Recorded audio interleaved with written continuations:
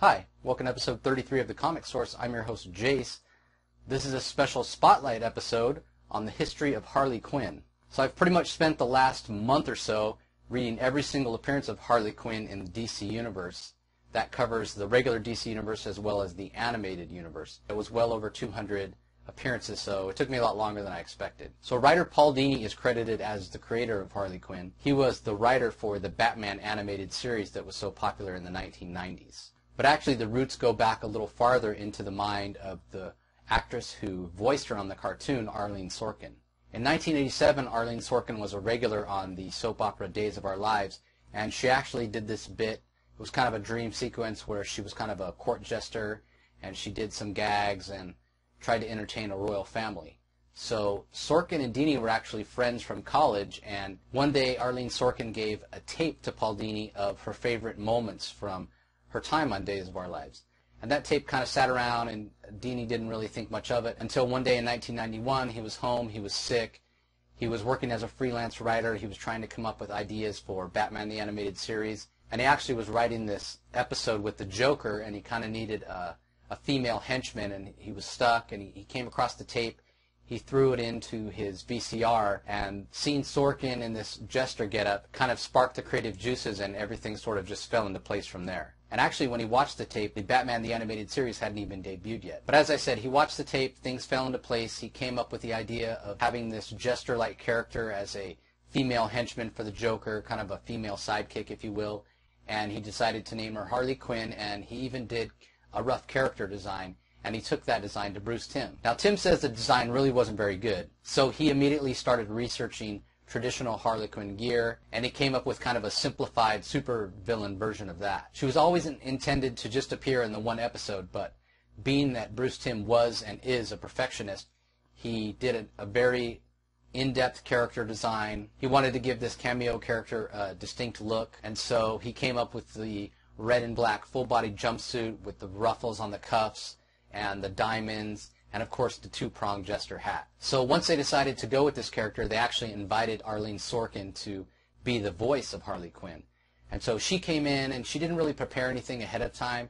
She didn't really think much of it. You know, as I said, this character was only supposed to appear once. So she ended up doing it in a voice that came very naturally to her, and that was a kind of a high-pitched, nasally voice with a thick Brooklyn accent. And it wasn't until all the creators and contributors for this episode saw the final product that they realized that they really had hit on something. There was something magical about the character, and Paul Dini immediately started planning on using her again. And use her they did. They brought her back a lot over the next 7 seasons of Batman the Animated Series.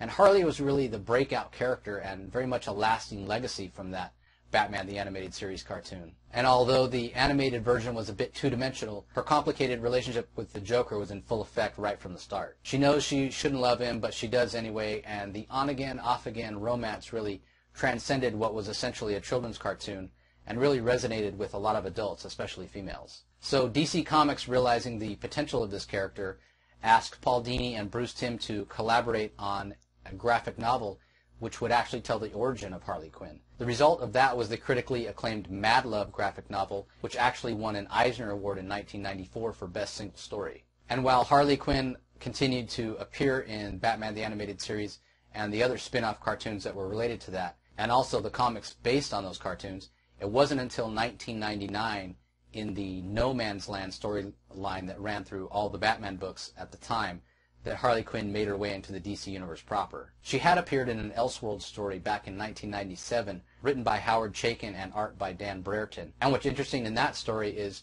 she's very much in love with the Joker, but the Joker in that story is actually a female version.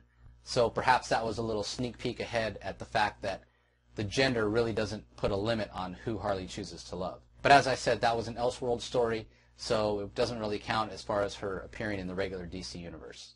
So getting back to the Batman Harley Quinn original graphic novel that introduced Harley to the proper DC Universe, it was also written by Paul Dini, and the art was by Yves Goucher. It starts out with Poison Ivy discovering an injured Harley Quinn and kind of nursing her back to health while Harley recounts her origin, progressing from psychiatrist for the Joker to lover and eventually an accomplice that helps him escape over and over again, to the point where when Harley's found out, she's actually committed to Arkham Asylum herself. So the natural disaster that set off the No Man's Land storyline and isolated Gotham City from the rest of the DC universe allowed Harley Quinn to escape along with just about everybody else inside Arkham Asylum. So upon her escape, Harley wanders across some victims of the Joker venom, and realizing that she'll be reunited with her beloved Joker soon, she decides she must look her best. So she raids a costume store and comes up with her original look. Full body suit, black and red, playing card diamonds, the ruffles on the sleeves, and of course the two-pronged jester's hat. And right from the start, much like the animated version,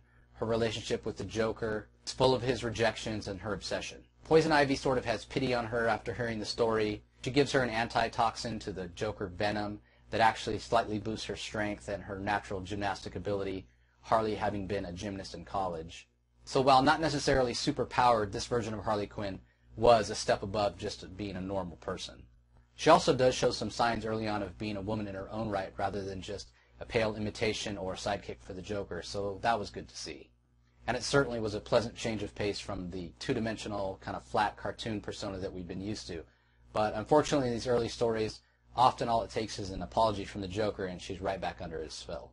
The highlight for me personally during the No Man's Land arc is the two-part story. It was written by Bronwyn Carlton. It's called The Code. And in the story, Harley finds a book that has a bunch of dating rules for women, have your own place, never accept a date at the last minute, and so on. And it's the first time that I can see that Harley is so obviously a much more interesting character when she's away from the Joker. It's okay to have her origins based on the complicated feelings and the relationship she has with the Joker, but it's very hard to sympathize with her as this character when she's so completely in love with a homicidal maniac, and she loves him and sticks by him no matter what he does, as he's committing these horrible atrocities and these irredeemable acts. Seeing Harley stick with the Joker through those kind of things really kind of dehumanizes her, and it makes her very much unrelatable in my opinion. So No Man's Land concluded in 2000, and after that Harley had some guest appearances here and there, most notably in the Emperor Joker storyline that took place in the Superman family of books. In that story, the Joker kind of gains these all-powerful, omnipotent powers from Mr. Mxyzptlk. And honestly, these are mostly throwaway appearances with Harley. She's kind of just there as window dressing. It certainly doesn't evolve her character or really give us any insight into who Harley is. All these appearances can basically be boiled down to Harley continuing to love the Joker unconditionally and him just abusing and rejecting her out of hand time and time again. Then in December of 2000, she actually got a solo series for the first time. The solo series was written by Carl Kiesel, and the pencils were done by Terry Dodson, and the inks were by Rachel Dodson. The first issue actually had me worried that this was going to be more of the same old boring two-dimensional Harley in love with the Joker, but by the end of the first issue, Harley kind of seems to realize that the Joker's not good for her, and she's determined to separate herself from him and kind of get out there on her own. And I believe this is the first series where we really see some growth from Harley as an independent character. Although the Joker does make a few appearances, Harley manages to stay independent for the most part. And by the way, I would say those Joker appearances are actually my least favorite appearances of the series. Well, at least for the first 25 issues. Because after issue 25, Kiesel leaves the book, and honestly it goes downhill in a hurry. A.J. Lieberman comes on, and the tone of the book changes completely, becomes very dark, gritty, it's very film noir, and to me it's not at all Harley Quinn. It may be that it isn't even that bad of a story, but I think you needed a different lead to make it work. Had this been a narrative starring Catwoman, for example, it may have been very well received. But seeing that Harley is more of an upbeat character, I just felt the tone of the book and the shift just didn't work. So the series ended with issue 38, where Harley turns herself into Arkham Asylum because she knows she needs help.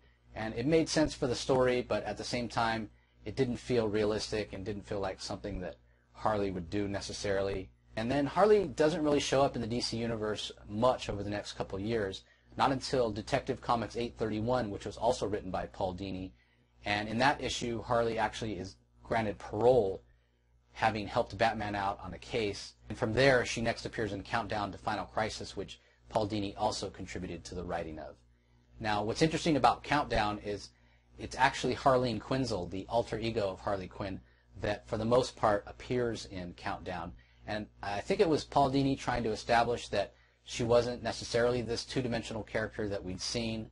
She had a persona another part of herself that we could see, that being Harley Quinzel. So it was a chance to see her as something other than her criminal counterpart. And although I feel like Dini was trying to show that she had potential to actually be a hero, it seems like most of the heroic things she did and the right choices she made were mostly due to loyalty she felt for the other parts of her supporting cast, rather than out of any desire to do good for the sake of doing the right thing. As I said, it was interesting, but I'm not sure it was necessary or even memorable, because we kind of already knew these things about Harley from those 25 issues of her regular series that Carl Kiesel wrote. Once Countdown had wrapped up, Harley next appeared in the Gotham City Sirens book as a co-star along with Poison Ivy and Catwoman, where the three of them actually go out of their way to attempt to be heroes. And this series, I feel, is highly underrated. Although Harleen returns to her clown persona, she really does try to follow a straight and narrow path. Unfortunately, her weakness when it comes to her love for the Joker ultimately proves to be her undoing, and she eventually reunites with him and commits some violent crimes. As I said, I feel the series was underrated. It was very good in that it portrayed accurately the sometimes very complicated relationships, emotions, and dynamics of females attempting to get along in a man's world, for lack of a better term. Because of Harley having the weakness for the Joker and eventually reuniting with him, the series actually ends with her being taken away to be locked up along with the Joker. And the next we see of Harley Quinn is in the New 52 Suicide Squad after the entire DCU had been relaunched. So I feel like this is a good time to talk about the visual changes Harley's undergone throughout the years, starting with that classic Bruce Timm designed full body suit that had the black and red diamond, fluffy cuffs on the sleeves, and the two-pronged jester's hat. It was classic, it was easy to cosplay, and it was certainly wildly popular, and I can see why. Timm did an excellent job with the design, and it definitely has a very timeless and classic quality to it. But in 2009, with the massive hit Batman Arkham Asylum video game, that's really the first time we saw a different look for Harley, and it certainly was a controversial one. Gone was the full-body jumpsuit, replaced with a barely there corset, two big pigtails instead of the jester's cap, and while fans of the classic Harley were upset at what they thought of as pandering to the male teenage video game audience, the fact remains that this version of Harley kind of relaunched her into the spotlight. With video games being such a huge industry and having such a wide reach, this may indeed be the version of Harley that is the most widely known by the general public and had the most exposure even to this point. The sequel to that game, Arkham City, returned Harley to the classic black and red color palette, but the big pigtails and the sexed up look remained. And there's little doubt that the Harley of the New 52 took her inspiration from these versions of Harley Quinn, much more so than the classic Bruce Timm designed Batman the Animated Series version. I feel like you can hardly blame DC with the success of the video games for taking inspiration from those versions of Harley and trying to turn some of those players into comic book readers, and for choosing that look and featuring it on the cover of Suicide Squad #1. However, that book, which featured Harley Quinn's New 52 debut, further alienated fans of the original Harley, who went so far as to stage a protest at San Diego Comic-Con 2011. Since the end of the Suicide Squad series and the beginning of Harley's own wildly popular current series that's going on, the costume has evolved from the dominatrix-inspired video game outfit to one that's more tame, and it certainly seems to be less of a focus right now. In Harley's current series, her costume's constantly changing, definitely doesn't feel like the sexed up version that first appeared with the launch of the New 52. She has a version of her costume that she wears for roller derby, another version that's slightly different she has for everyday use, and then various times when she goes to certain functions, a ball or what have you, we see her in different outfits, the one constant being that she typically remains with the black and red color palette. And I would say that all these different outfits certainly don't seem to be over the top or as provocative as the ones seen in the video games. I think part of the reason the controversy about the overall look of Harley and the clothes she's wearing has seemed to subside is the popularity of her current series, but we'll get to that in a minute. First, I want to talk a little bit about Suicide Squad. Now, for those of you not familiar with Suicide Squad, it's about a group of superpowered villains who are forced to undertake these covert and extremely dangerous missions in exchange for reduced time on their respective prison sentences. And other than the sex-pot look of Harley, the biggest complaint from longtime Harley fans was how out of character Harley Quinn seemed to be in the pages of Suicide Squad. It was in effect a female Joker, extremely unstable, unbalanced, bloodthirsty, and quite psychotic. And perhaps due to the constant changing of writers on the series, for me, Harley Quinn never really seemed to find her footing. But due to some other events going on in the DCU, Harley was actually forced to confront the Joker once and for all, and she seemed to separate her identity from him, which I feel is the best in terms of developing her character beyond her origins. And in fact, the New 52 universe has slightly changed the Harley Quinn origin, especially in regards to the Joker.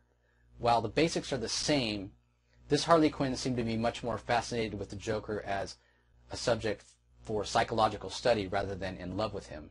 In fact, she's thrown into a vat of chemicals by the Joker, kind of mirroring his own origin. At the end of the day, the best way to describe Harley Quinn in the New 52, though, is inconsistent. Her behavior's kind of been all over the map, and in fact, her behavior and her personality in the new Suicide Squad that's started up, it's hard to reconcile that with her leaning towards actually being somewhat heroic in the pages of her own title. That title was launched in December of 2013 by writers Jimmy Palmiotti and Amanda Conner with art by Chad Hardin, and it slowly picked up steam along the way to become one of DC's best-selling titles, if not their top title. I think this book, its portrayal of Harley, its popularity, and its treatment of both the character of Harley Quinn and her look are the biggest reasons that the controversy over Harley Quinn has been subsiding. Jimmy Palmiotti and Amanda Conner have brought so much personality and substance to the character that her look has become overshadowed by Harley as a character more so than ever before. She's simply Harley Quinn, and we as readers kind of accept that she looks a certain way because that's how she chooses to look. And it certainly suits her, and it's become part of who she is at this point. That being said, she doesn't seem nearly as over-sexualized as when she first appeared in the New 52, and this is probably also due to the superb character handling by Jimmy and Amanda. Harley's rise as a pop culture icon certainly had something to do with it, as well as Jimmy and Amanda's light continuity approach on the character. And by that, I mean you don't need to be a DC scholar to pick up an issue of Harley Quinn and understand what's going on. You don't need to be reading any books but Harley Quinn. It's kind of off on its own in its own little corner of the universe, and that makes it very accessible for fans, especially new readers. The book is certainly fun, and Harley Quinn is somewhat of an every girl in that she struggles to pay her bills, she struggles with relationships and friendships and dating, so it's a relatable book in that sense. And likewise, with diversity being such a buzzword in comics nowadays, whether for good or ill, this book is tapping into that desire for female readers to have a book that they can relate to rather than a title that caters to male readers, whether that be intentionally or not. With the new Suicide Squad movie on the way, it'll be interesting to see if Harley Quinn continues to appear in the new Suicide Squad comic, or perhaps the Harley Quinn appearing in her own monthly title will be the one true Harley Quinn. She also has a miniseries with Power Girl coming up very soon, and her popularity shows no signs of waning. Make no mistake though, she still is Harley Quinn, as she does some classic Harley things like smash villains in the face with her mallet, or jump from 10-story windows and land on villains. It's cartoon violence for the most part, and though these actions by Harley are mostly played for humorous effect, it doesn't seem like she necessarily always thinks about the consequences of her actions. So while Harley Quinn has become more heroic in her own title and shown a real desire to help others, I don't think that she can be called a hero, though she's certainly not a typical villain either. For lack of a better term, and due to the fact that this extremely popular version of Harley Quinn seems to defy labels, I'll just say for me, she's simply Harley Quinn. Now, having read well over 200 appearances of Harley Quinn over the last month, at this point I feel somewhat of an expert on the character. While I've never been the biggest fan of Harley Quinn, the standouts for me are, as I said, that 2-issue story, The Code, early on in the No Man's Land story arc, and the first 25 issues of her first solo series by Carl Kiesel. For me, those were the standouts. They felt the most interesting, and they really showed some evolution of the character. The book that Jimmy Palmiotti and Amanda Conner are writing right now is certainly fun. It's very popular. It's just not exactly what I like in my comics. I tend to take them a little more seriously. That being said, I do pick up the book and I do read it. I would just say it's not my absolute favorite version of the character. So Harley certainly has some interesting things coming up. As I said, her popularity shows no signs of slowing down. If anything, it might just increase with the Suicide Squad movie coming up soon. So where the character goes from here and reconciling where she is in the comics with the big screen version of her will be something that DC has to contend with. One thing I can say for sure is that more than ever, I see females standing in line to talk to Jimmy and Amanda at conventions, to get their Harley Quinn book signed, and anything that can bring in new readers to comics is certainly a good thing for the industry overall. And it certainly seems like a lot of people are enjoying the direction and the evolution that Jimmy Palmiotti and Amanda Conner and Chad Hardin, the artist too, are taking with the character. So it's almost hard to believe that Harley Quinn's been around for 20 years now, and she's definitely a classic character that's here to stay. So I hope you all enjoyed this look at the history of Harley Quinn. Join me next time when I do a spotlight on the small press publisher Hex Comics. I'll see you then.